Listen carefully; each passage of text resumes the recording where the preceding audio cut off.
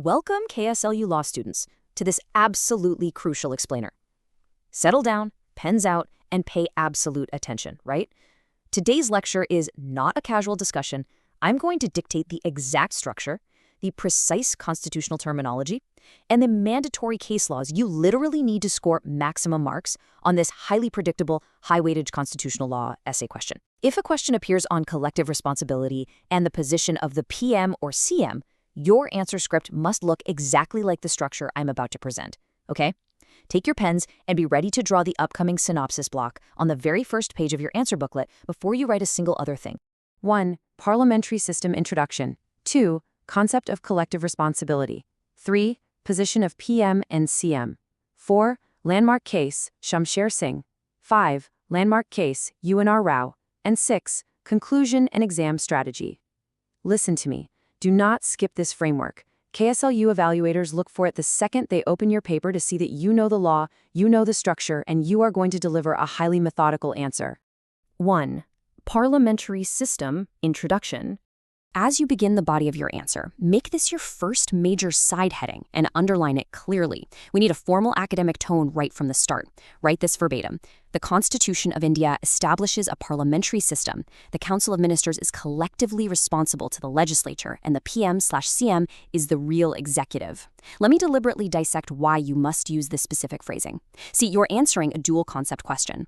By using the phrase collectively responsible to the legislature in the exact same breath as calling the PM or CM the real executive, you're instantly showing the examiner that you truly understand the fundamental relationship between the legislature and the executive in India. 2.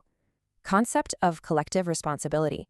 Moving to part 1 of your answer script, I want you to underline this heading twice. This is the heart of the constitutional machinery you're explaining. Collective responsibility. The Council of Ministers acts as a single unit, and all ministers are jointly responsible for the decisions of the government. Now pause and listen carefully to the legal weight of those words, single unit and jointly responsible.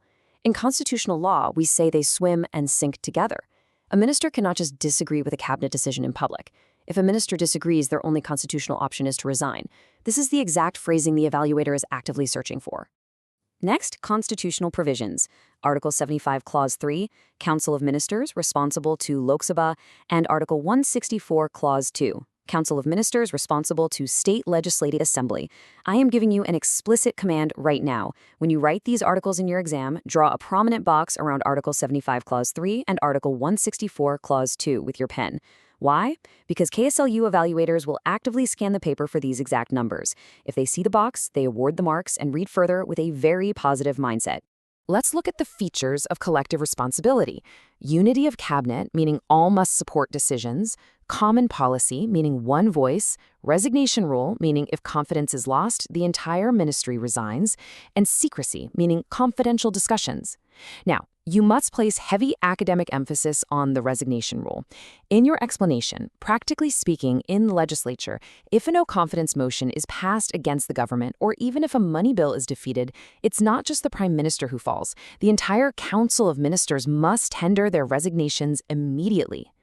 Follow this with the importance. It ensures stability of government, it promotes accountability to the legislature, and it prevents individual ministers from acting independently.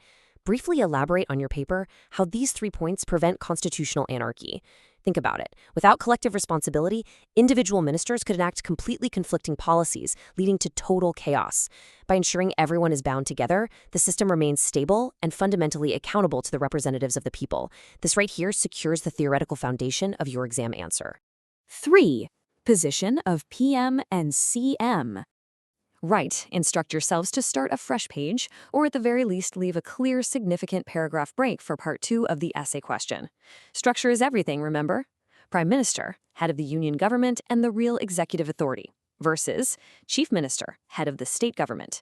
By presenting this directly on your paper, you are clearly explaining to the evaluator how the union and state executive positions perfectly mirror one another structurally. The constitutional scheme at the center is literally replicated at the state level. Let's list the PM's powers and functions. Head of Council of Ministers. Leader of Lok Sabha. Link between President and Council of Ministers. Policymaker and coordinator. Now, what's genuinely absolutely crucial about this list is that third point. Pause in your writing here to dissect this function. The Prime Minister acting as the absolute link who advises the President. The president does not just bypass the PM to speak to individual ministers about policy. No, the PM communicates all decisions of the council to the president. It is a mandatory constitutional duty. Correspondingly, write down the chief minister's powers. CM, powers and functions. Appoints and heads the council of ministers. Advises the governor. Leads the legislative assembly. Formulates and implements state policies. As you detail these points, remember to map the CM's role of advising the governor directly back to the PM's role with the president.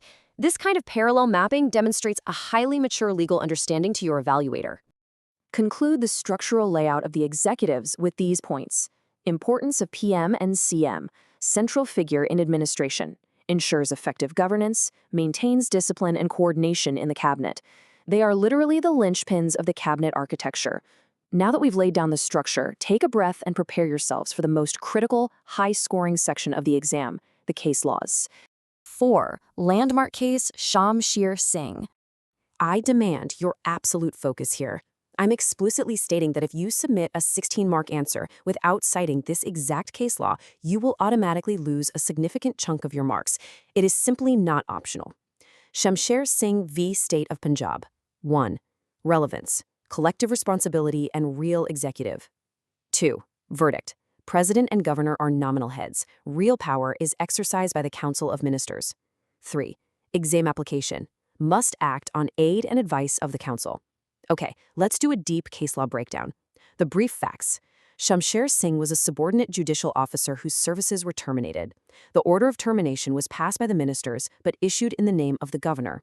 The petitioner argued that the governor should have used his personal discretion to terminate him, not the ministers. Well, the ratio decidendi of the Supreme Court was absolutely clear. The president and the governor are merely constitutional or nominal heads. The real executive power is vested in the Council of Ministers. The court held that the nominal heads cannot act independently. They are strictly bound by the aid and advice of the council. The absolute relevance of this case is that it permanently cements the position of the PM and CM as the real executive authority in India, literally breathing life into Article 74 and 163. Exam tip. Order yourself to write this case name, Shamsher Singh v. State of Punjab, in a strictly boxed format right in the middle of your page, and underline it to immediately capture the evaluator's attention. 5. Landmark case, UNR Rao.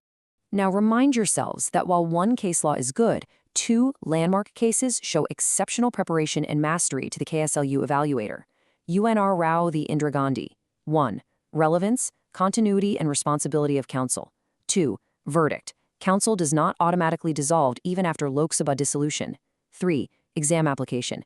Ensures continuity of the executive. Let's slowly break down this ratio decidendi. The brief facts. Following the dissolution of the Lok Sabha, the petitioner challenged the continuation of Indira Gandhi as prime minister. The argument was that since collective responsibility is to the Lok Sabha, if the Lok Sabha ceases to exist, the Council of Ministers must also logically cease to exist. The Supreme Court rejected this outright. The final verdict held that Article 74 states there shall be a Council of Ministers to aid and advise the President. The word shall is mandatory.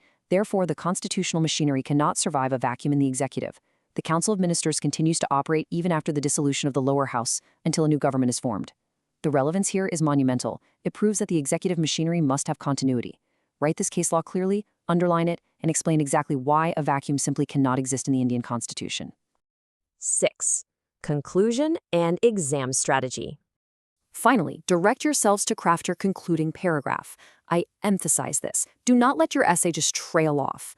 A strong, authoritative conclusion is what seals the perfect score. Write this exact quote from the source material. Collective responsibility is the backbone of the parliamentary system, ensuring unity and accountability. The Prime Minister and Chief Minister occupy a key position as real executives. Memorize this. This is the perfect, legally sound and authoritative phrasing to close your answer script. It synthesizes both halves of the essay prompt seamlessly. Have you drawn your synopsis? Boxed Articles 75 Clause 3 and 164 Clause 2 and heavily underlined Shamsher Singh and UN Rao to secure your maximum marks? If you followed this exact structural outline, you aren't just hoping for a pass. You are fully disciplined and ready to conquer your examination with top-tier marks. Keep your answers strict, structured, and legally precise. Class dismissed.